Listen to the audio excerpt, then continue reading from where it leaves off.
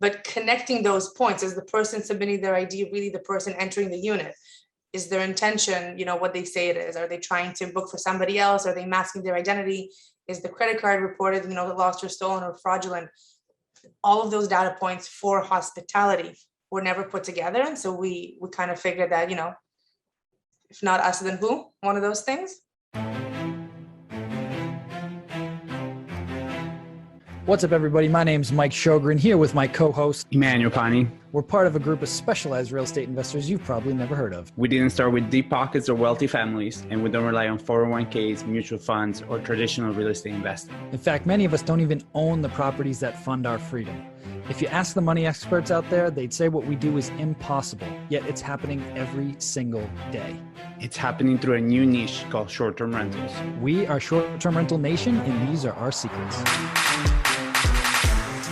What's going on, STR Nation? Welcome back to another episode of the Short-Term Rental Secrets podcast. I'm your host, Mike Sjogren, here back with my main man and brother from another mother, Mr. Emmanuel Pani. What's up, B? Man, I missed you. It was weird seeing a podcast go live and not being part of it. Huge FOMO.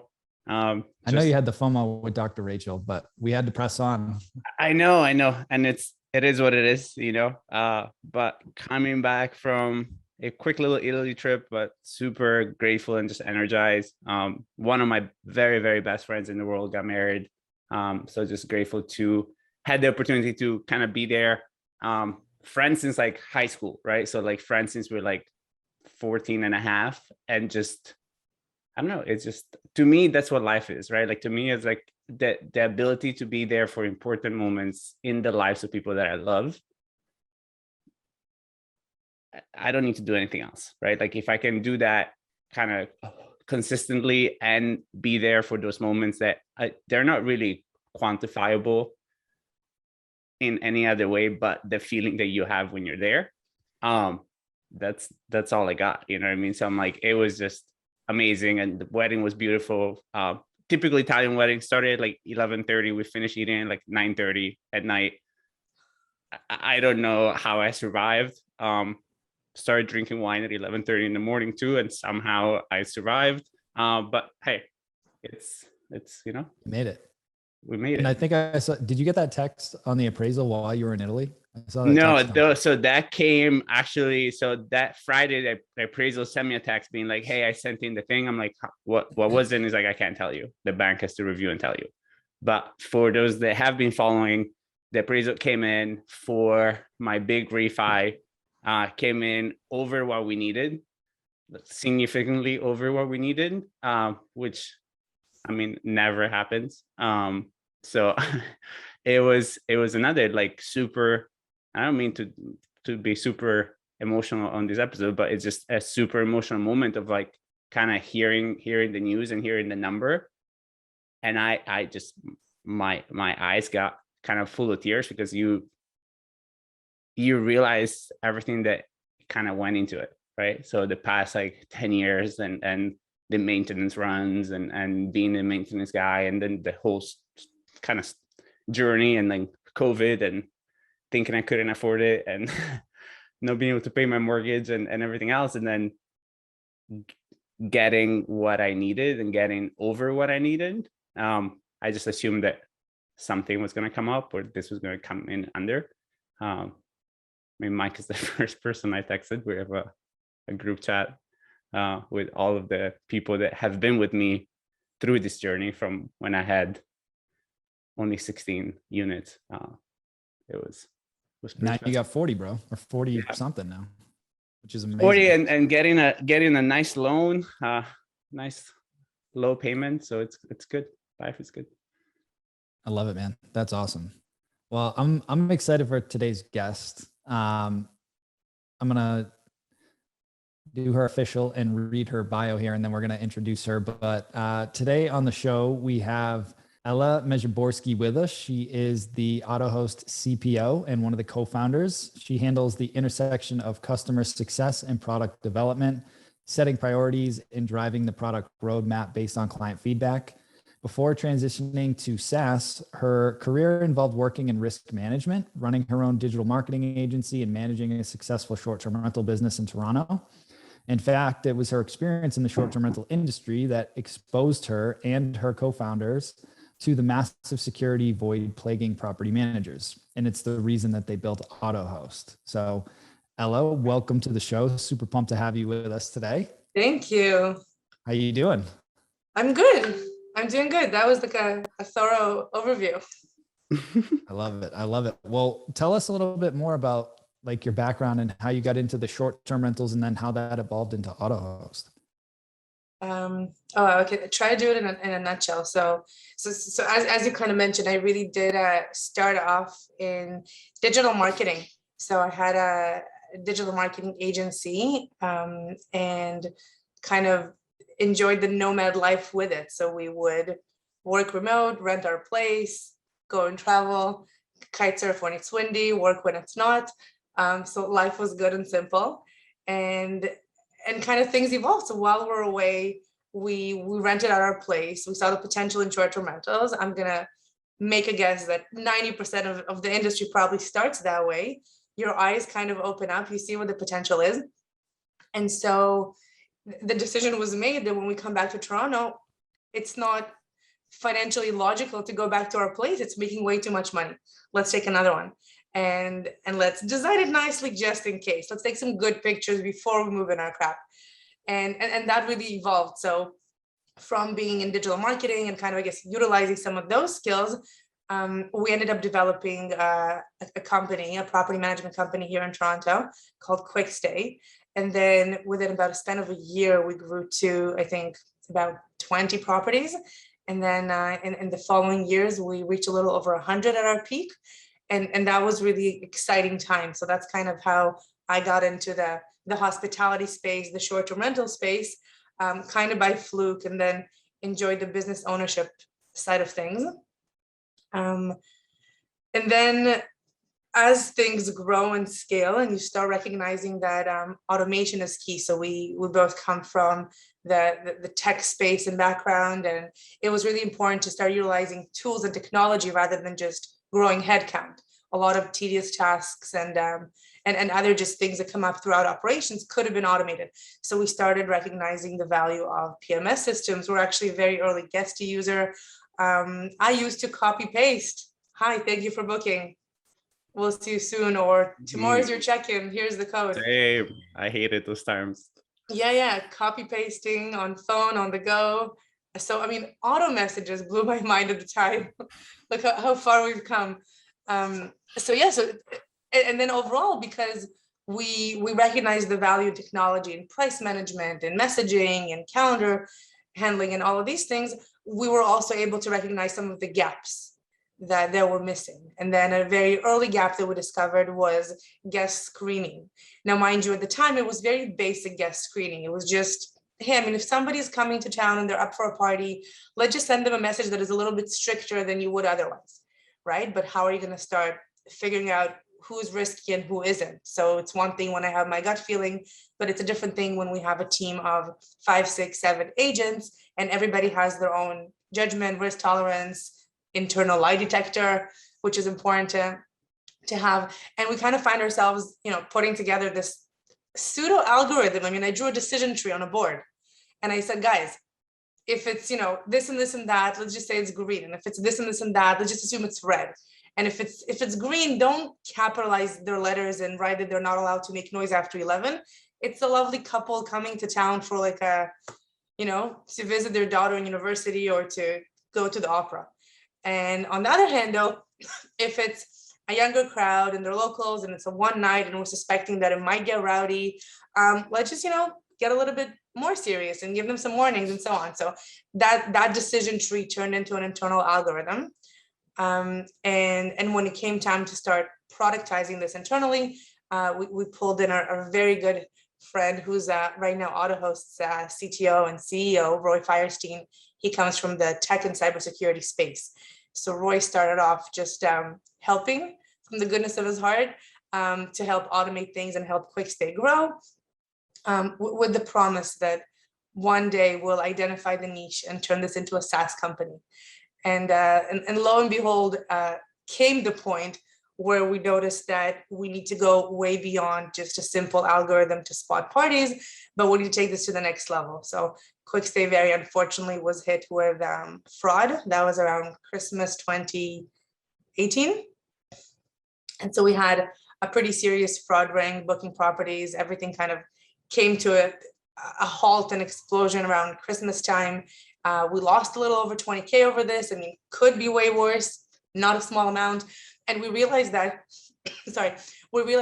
what we weren't able to monitor, no matter how good our algorithm is really the more serious elements of problems within hospitality, being credit card fraud and fake identities. And it's one thing if, you can be a human lie detector and see if the person is lying about their intention, but it's a whole other thing if they're using a fake ID and the credit card is stolen and things do match, but it's actually not who they claim they are. And that's where Roy really helped take this to the next level, and we built Autohost and productized it. So Autohost, go ahead. What the fraud ring was just somebody with fake credit cards booking a bunch of nights, and then you guys had to got the fraud charges and had to refund a bunch of nights? So it was actually basically, but wow. They started in September. So they were actually feeling us out and using direct booking. So direct bookings is a very appealing route to take because you get to build your clientele and you get to avoid service fees and so on. So in retrospect, because we were able to analyze a bunch of things about where they connected, their IP, triangulating locations. I mean, a lot of cyber investigations went into this, and we're actually able to narrow down that it's so police got involved. We end up knowing who it was. It was actually a local gang from Montreal. We're in Toronto. And so a lot of the bookings were able to be correlated. They did start booking specifically with us because they felt like they can get through the process. And so they started booking back in September. And yeah, at the time it was just the innocent chargeback. I mean, you can go and investigate every chargeback. As an operator, you just unfortunately accept it being part of your bottom line. And chargebacks happen. In retail, you have a line item for theft. In hospitality, we have a line item for chargebacks. But you don't always stop to think that behind a chargeback, there's a lot more going on, right? A chargeback isn't necessarily Mike using a stolen credit card because he doesn't feel like paying out of pocket. Behind a chargeback, there's a reason why they're masking their identity, why they're choosing not to pay with their own information. And that's when you get into the more serious illegal activity of drugs and escort services and sex trafficking. Specifically what was found in our units, one of them had, there was fentanyl found. In another property, what actually happened is that Toronto police called us saying that they had a confirmed sighting of a known gang member posting with automatic weapons on Instagram from one of our units. And the way they knew it was one of our units was because they were logged into the Wi-Fi. What? So without even like tagging you guys and giving you any free marketing, no credit. No credit, like no credit. So unacceptable. Like at least give me some credit. So the thing is, we were kind of in, leasing and arbitrage, but we also had management clients. So the first thing comes to mind is, oh my God, if that client sees their unit, their gorgeous, beautiful, very uniquely designed unit, you cannot mistake like which property it is. Oh, wow. Oh my God, let them not see it. We're going to go crashing. Yeah, it was interesting. And it was, I mean, that's not the business I got into. Like, what is this? I mean, hospitality is beautiful. People travel, people see the world. We get to give them a nice place to stay and be nice to them and they leave us a good review and I make money. So this was a whole other level. So yeah, once that happened, there's other crazy stories. So when we're talking fraud, there were situations where one of our units had something that was clearly fraudulent, but when the cleaners came in, it seemed like everything was fairly clean and tidy, but the electricity bill was through the roof. And long story very short, it was that same gang that booked a number of units in the same building. They just happened to be using this specific unit for laundry for the escort services they were running throughout the building. And I mean, you get into crazy territory. And Yeah. like, what if the payment did go through? What if it wasn't charged back? Is that okay that it's happening in your property? And I mean, and the answer is absolutely no. And so that really just kind of took us to the next level. And Roy, being not just, an amazing developer to help us automate some stuff, we're like, hey, cybersecurity is exactly what hospitality is missing. And the SDR space is unique in that we don't have a reception desk. We're proud of it. We get to automate so many things. You have a smooth and seamless check-in. You can do a self check-in. You have all these benefits, but that opens abuse and loopholes. And so when we realized that we need to go to the next level, and once effort was put into developing an internal tool for Quickstay, we realized that there wasn't anything else in the market, and we have clients and users much bigger than us that need this yesterday. And that was really the starting point of Autohost kicking off. And I guess I may have skipped that, but Autohost is a guest screening and automation platform. So that's kind of where everything comes together. So we work with operators to really automate the screening process, both for scale and automation purposes, but also for effectiveness. So you dive into situations where doing the back and forth with the guest, asking questions is full of friction, first of all, and then also could be very ineffective if you're dealing with something that is way over your head. You're muted. Thank right? you. There we go. I hit a wrong button on my keyboard here. So it started as something internal for you guys because you had this issue that came up with gangs and fraudulent cards and all sorts of shenanigans going on in the units. And then you realize, well, if we're having this issue, there's probably a lot of other people that are having this issue. And then that was the evolution of Autohost. Like that's how it all started. So step one is what's out there. We love technology. We appreciate tools. If somebody went and built something, they're way ahead of us. They thought it through. It's developed. We use a lot of tools, but there was a gap here, and we're like, there's nothing. Like there's pseudo screening and some forms you can fill out. You can go to the next level and ask for ID. Sometimes actually have it validated, sometimes not. But connecting those points, is the person submitting their ID really the person entering the unit? Is their intention, what they say it is? Are they trying to book for somebody else? Are they masking their identity? Is the credit card reported, lost or stolen or fraudulent? All of those data points for hospitality were never put together. And so we kind of figured that, if not us, then who? One of those things. Yeah. And I love where you've taken it though, where initially you filled the need of, we need some type of screening for guests, period. But then you dovetailed it into creating a great check-in experience, or when somebody books, they just fill out this form, just like you would to verify an identity for a direct booking, a check-in type of form, just getting all their information normally. And then it just screens it on the back end. So it still creates this seamless process of okay, great. We're excited to have you. Here's all the information that we need, names, IDs, card to charge, whatever. Standard things, nothing that should throw you off. Exactly. So it's not this big cumbersome thing that people have to fill out and they're like, wait a minute, are we running a full Corey check on me right now? Or what's going on, right? But I can appreciate it obviously from the operator standpoint, but also from a guest standpoint. It's not invasive. It's just oh, this is just a seamless process to confirm my booking. Exactly. I will say that it wasn't always like this. So, I mean, I've seen evolution over time, and I've seen you guys bridge that gap, which I love. Exactly. It's so much more seamless now. Exactly. And when we were forced there because it's at some point you recognize that even though I can be an advocate of trust and safety and, we're the gatekeeper, we're the bouncer, our clients are in the business of hospitality. The majority of guests are good guests. Even if you need to still collect information, do your due diligence, be responsible. You don't want them to feel like they're being interrogated or they did something wrong before they even entered. So I think that we're walking that fine line of how do we make our product amazing in the back end, really serving to protect our clients and users, be it for actual safety, to help them keep growing their unit count and their business. And then at the same time, they get to give their guests a really good and smooth guest experience. And that was interesting. It was an interesting challenge to have to accommodate. One of the things that I wanted to talk about, because a lot of the newer students in the mastermind or accelerator, they'll get things up and running and they're all excited. And then they get a request or a booking request and they get nervous of like, should I accept this booking? Or like their spidey senses turn on. They're like, something feels off about this.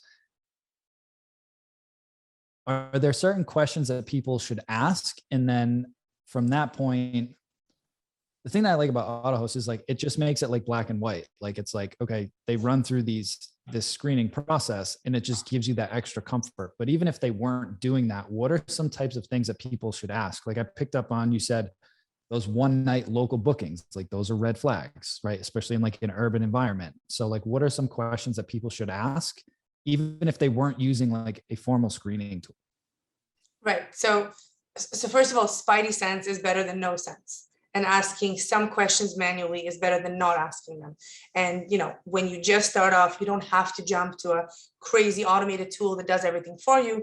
You just need to be, first of all, aware of the need for screening and for vetting a guest. So I think that, first of all, being clear on what are your red flags. So local weekend one-nighters is a very classic flag for, let's say, metropolitan areas. That's your local parties. I'm assuming that vacation rentals out in, out in the country, that's less of an issue. One night parties could be other things. So first of all, given your business, your locations, your clientele, from your past experience, because unfortunately everybody had bad experiences. It doesn't have to be gang members with automatic weapons. It could be a lot more mellow than that, but any bad experience, identify where is your risk tolerance, right? I mean, if you have a property that can host 6 people by definition is a gathering. But there's a difference between even 6 girls in a bachelorette party, spilling drinks, playing music really loud, screaming, having other people over, and making a possible mess, making the neighbors angry, versus a family of parents and a few kids, or 3 couples that are actually enjoying a getaway, or so on. So identifying where your red flags are is important. And then I think communicating that with the guest. So you do want to establish things like, if the red flags were triggered, I'm passionate about, don't just cancel it. That means that it should open up a conversation. So I'm also like, I never advocate for, better safe than sorry approach. Better safe than sorry is a pretty slogan, but that leaves them a lot of money on the table. So we don't want to be better safe than sorry. We want to do whatever we can to fine tune who should be accepted and who shouldn't. So even a one night stay of a local on a weekend could be my parents who are just live in the suburbs of Toronto, going to town to the opera, and they want to stay for the night and they book it last minute. By all means, you should take their money. They're not going to do anything, right? So screening with just specific rules and better safe than sorry limitations, I think isn't the best business decision. Having said that, you want to keep your property safe. So that's where conversation should start. Calling the guests on the phone or messaging them, clarifying what the rules are, making that human connection, understanding that, if your intention is A, then this is just not the right place for it. You can go ahead and cancel, no charges. We don't allow parties. So I think making sure you're reaching the guest, that there's a real person there. It's not somebody booking on behalf of somebody else. They realize they're talking to a human. When you're smaller, that's the bare minimum. I think that's really important to do. And then there's, original ways, like when it comes to like vacation rentals and houses, we've just kind of said that, the neighbor is a cup. So, and that made a lot of people cancel their reservation. So, you can get original. You can get original with whether it's true or not, I guess. A little white lie doesn't hurt anybody. Exactly. Yeah. But what's funny to me is what I realized, and I was saying this offline, but before we got on, I have relied on doing a lot of direct bookings for the majority of my years of doing this. And as of recent, I started using Airbnb more and more just to kind of optimize our occupancy. Mm-hmm. What's funny is that now that I'm on Airbnb, I kind of have fallen by the same rules of, if they don't have reviews, it feels kind of fishy. But at the same time, I've accepted direct bookings for the past 11 years without any reviews. So my gut feeling is really, really strong and really on point from years and years. But what's really funny is just the ability to ask any question usually weed out the worst of people. Because the moment you ask any simple question like, hey, why are you coming into town? Who's going to be there? Immediately people don't they're there for no good, they're just not going to answer. So even just asking the most simplest of questions, like, hey, why are you coming? And understanding that, like, the beauty with Airbnb, even if you have a lot of units, the mentality is, I'm dealing with somebody's home. So people are expecting for you to ask questions. Anytime that I book on Airbnb, people ask me questions. And I know for a fact that people look me up, right? Because they're like, oh, I know that you're a super host too. I know you have a podcast. So they feel more and more comfortable, right? So the assumption is that people are going to look you up too as a host, as well as they're going to look you up when you're traveling as a traveler. So there's no shame kind of behind it. And again, like Mike said, don't be shy to ask the questions, because at the end of the day, you do want the older couple that is just in town for the night, spending $500-$600 to go to the opera, and then they don't want to drive back, and they want to have a whole bottle of wine and just be able to go home and relax. Because also chances are those are going to be great returning clients, because chances are if they're going to the opera from out of town, they'll go back every so often, go see. And the next time you're going to leave that bottle of wine there for them. Exactly. Yeah. So they're great clients. So we were talking about something else offline that I find very interesting. And I think it's just part of human history, right? Is like discrimination and like how to, and a lot of times people don't even mean to. I think a lot of people, and I share with you that kind of believe that inherently people are good, but sometimes good people still discriminate unconsciously, right? So what have you seen from kind of that perspective? And I think that's a big thing going on in our country, in all countries right now, is to how do we stop discriminating and giving what's fair to what's normal and expected and fair to all guests and all travelers, regardless of anything. Yeah. I think discrimination is an extremely interesting topic.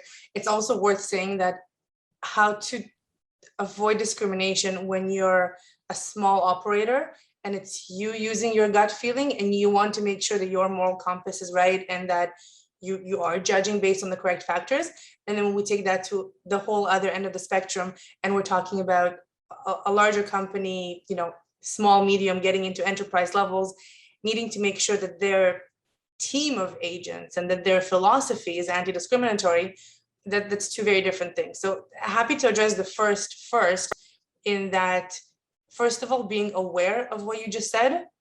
I mean, I'm going to put my money on the fact that that's going to take care of 80% of it. If you're aware of the fact that you have no intention to discriminate, but your point is really just to address whether this person is right to stay and safe for me to accept, and are they not hiding something or lying about their intention, then their color or their age or their orientation or even their socioeconomic status, as long as they can pay for the stay, or any of those other factors, it's going to be your check with yourself to know, well, that doesn't matter. He answered the questions or she answered the question. They agree to the rules. They understand that this is allowed and this is not allowed. We actually skipped that a little bit. I think, Mike, you mentioned, asking questions is important. I think also being clear about your rules is important. So just if somebody's booking your place, saying that we don't allow music after 10 p.m.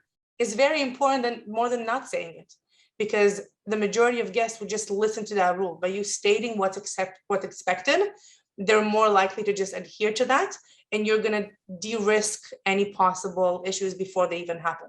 So same with that, you don't want to decline a reservation because you think somebody looks sketchy. That's not a valid reason. You want to, be able to ask yourself, okay, what do I really care about? And are they going to violate that? Are they going to put the property at risk, my business at risk, my clients, my neighbors, my name and reputation? And if the answer is no, then you can go ahead and accept them. And then, there's other, layers of defense you should have in place. If it's parties you're concerned about, you should have noise sensors in. And if you want to be on the safe side, you should have coverage as well. There's all these other things you should be able to do as an operator to keep making money without putting yourself at risk and without discriminating based on the wrong factors. 100%. So let's talk a little bit more like from a 30,000 foot view of what Autohost does from a screening sense that gives us operators comfort that the guests that we're going to have in our properties meet all of those parameters for whatever we set for our rules? So that's actually what I touched on a little bit. I think a huge part of guests meeting your parameters is achieved by the mere fact of doing thorough and consistent screening. So by not using judgment calls and gut feelings as you grow, and making sure that your process is systematic and consistent, nobody can slide through the hoops or or anything. You're not going to have any issues where, well, somebody just distracted your team by asking, hey, are the pillows down or synthetic? And then your team suddenly forgot to ask, whether they're coming to town to party. Because the team that's dealing with guests, and he's smiling, so I guess that happens a lot, your mindset is in guest experience and in serving your guests. And it should be, we're in hospitality. I love that, right? But sometimes those types of distraction questions stop you from wearing your screening hat. So I think that the systematic process, whether it's automated or you're not at that level yet, is important. And then the mere fact of screening also helps de-escalate. So the fact that a guest knows that they're not anonymous, it's not a black box, you're not in Asia slipping money under, a slit in the window. Your name is there, your ID is on file, you have a security deposit saved, you agreed to rules, you signed a contract, go and enjoy your stay. Not everybody's the same. Some people will have takeout and leave the place a little bit of a mess, and some people will play music louder than you'd like.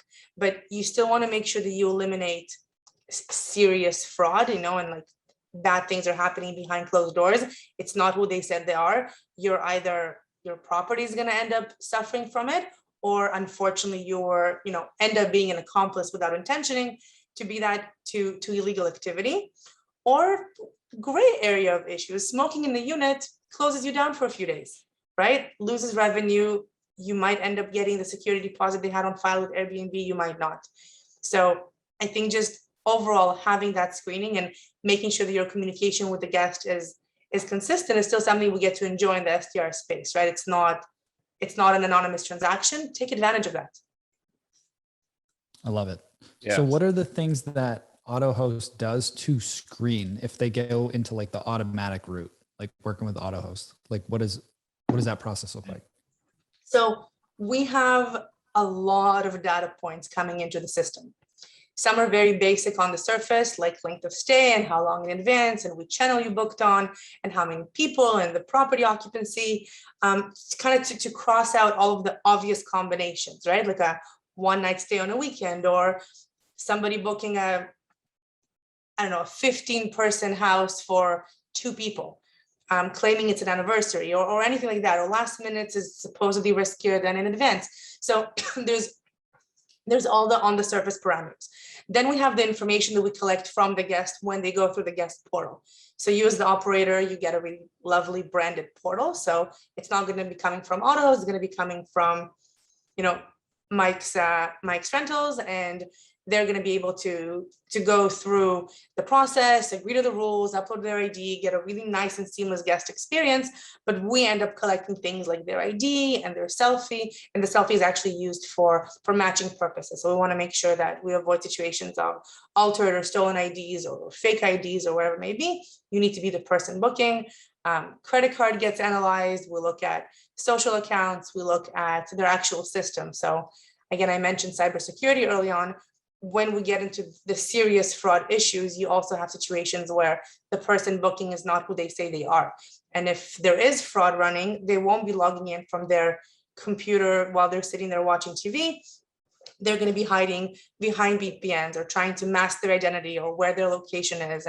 And some data points are not going to match. So if we flag any of those things objectively, we will flag a reservation for review.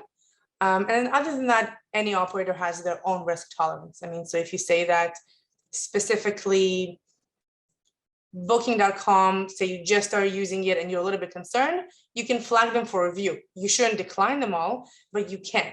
You can set up a specific business rule to flag all one night stays that are on a weekend. You can flag any guest that is under 25. So that's kind of where we have other additional functionality in place to really match the risk tolerance of any given operator.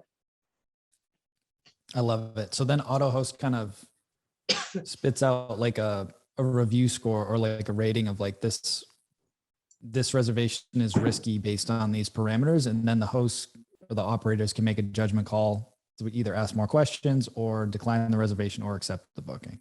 Exactly. So that's really when we get to if and when you use Autohost for the purpose of scaling, the automation part is also really important because the majority of guests are good guests. You need to collect some information, you need to do your due diligence, but not everybody needs to be looked at like a hawk. So if you're processing 1,000 reservations, then what you also get with a systematic process of automation is that, you know, the 913 that end up going through the system and just passing everything will get verified by the process. You'll have their information, they agree to everything, everything's on file, but no further action is required from you. And that way the system will be able to actually flag the remaining 83 reservations that your team can then say, you know what, I need human eyes on this. And a reason for a flag could be innocent. It could be a name mismatch. And it turns out that you reach out to them and it was a husband booking for a wife, or it could be something more significant, like the first 3 or 12 credit cards failed because they were reported stolen. And, you know, the next one went through, which many systems will let it pass because it's a Boolean thing. It's like, did the payment go through or not? But you kind of want to flag it. So, and in that case, you're very likely to cancel the reservation, which is not always the intention, but in the odd cases that it really is suspicious and the money is not worth the risk, you're going to go ahead and cancel that. So that's really the intention, that once you go to scale, automation lets you do it effectively and efficiently, which are two different things.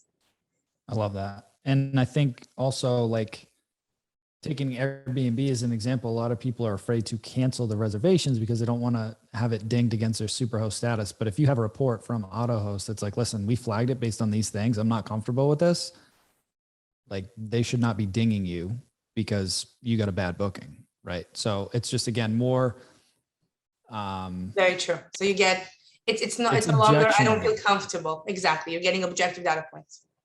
Exactly. Okay, cool. I know we're getting to the end of our time here, so I want to be respectful. Is there anything else that you want to cover? Any questions that I haven't asked you that you wanted me to ask you?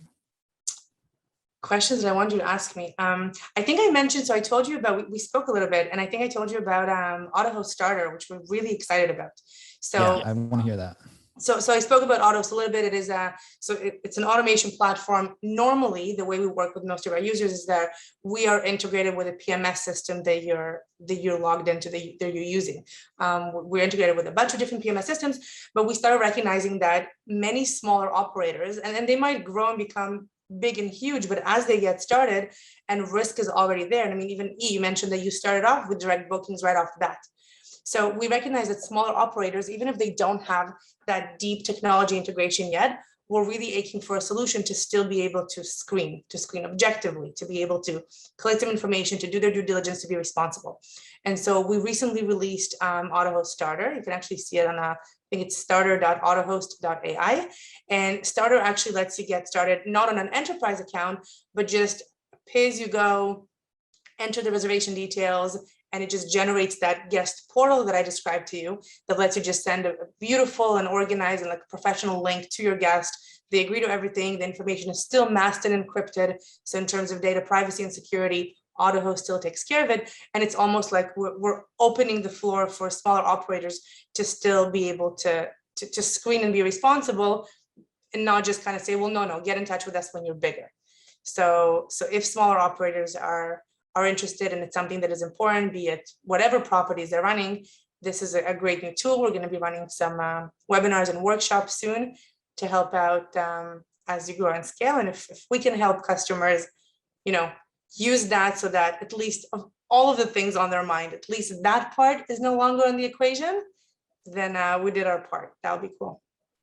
I love that. I love that. And I think what's so important for people to understand is I mean, you can go off of the gut feeling. The whole reason, and we talk about this over and over, the more systematized your business is, the more successful your business will be. and for nothing else, being able to properly screen people would reduce your chance of having poor guests, which will reduce your chance of having problems with your neighbors, which will reduce your chance of having a difficult time running your property long term.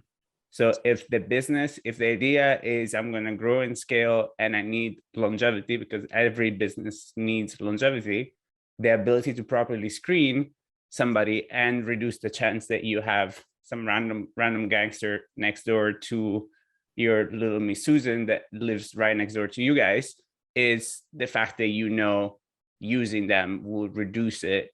So I'm definitely going to look into you guys as well, because I go off of my personal gut feeling as well. But and a bad experience can make it or break it. I mean, yes. It can be one bad experience can be, I mean, an owner kicking you out, neighbors complaining, police calling, or just a place trashed, right? So yeah, definitely worth avoiding that and you know, sleep better at night. 100%. So first off, before I get into the last question, first I want to acknowledge you and thank you for coming on here and sharing all of your experiences, and congratulate you for the amazing company that you built. Thank you. Where can folks learn more about you and Autohost? I want to get those in here for sure. Let's do that. So I mean, well, all the information is on our website. So autohost.ai. We have a lot of information about, I mean, the packages and the features, and we're always happy to talk. People can reach out to us. It's sales@autohost.ai. We're on LinkedIn. I'm happy to connect with anyone and answer questions. So in general, I think it's a really interesting topic. And if we can help contribute and train better or talk, we're always happy to have that conversation. Love it. I love it. Thank you. And the last question that we ask all of our guests is, what is your number one secret to success with short-term rentals? Ooh. Oh, wow. I almost want to say that I just love the industry. Like, because I guess my short-term rental success came first from property management and then through the tool. But overall, I think that I'm a traveler, and I've been, I mean, in so many places and nowhere as well, right? I mean, my list is long and it keeps growing. And I think that I'm so passionate about the beautiful side of travel and hospitality. And as a host, I mean, sure, we grew and it became a little bit less personal once there was a big team. But even if, you know, the small touches, meeting some guests, having those conversations, embracing it, is amazing to me. And so I think that when we discovered, let's call it the ugly side of hospitality, I hate that ruins it for the rest. So, I mean, the SDR space is in constant discussions right now. There's legal, you know, considerations. There's advocacy happening, pro and against. And I just think that overall, believing that this is a beautiful industry and it's here to stay, and I want it to be great, keeps our vision and our mission kind of headed in the right direction. I love that. That's great. Mm-hmm. Well, Ela, as always, great connecting with you. Thank you so much for coming on the show. Thank you guys for having me. That's awesome. And we'll talk to you soon. All right. Take care, everybody. Thanks, guys. Hey, STR Nation, if you enjoyed this episode, please make sure to hit that subscribe button and leave us a review. And in the comments, let us know what topics you want us to cover on upcoming episodes, and we'll make sure to get that in the books for you. And if you really want to learn how to launch, automate, and scale your short-term rental business, if you want to go deeper, then check out our free masterclass at strsecrets.com.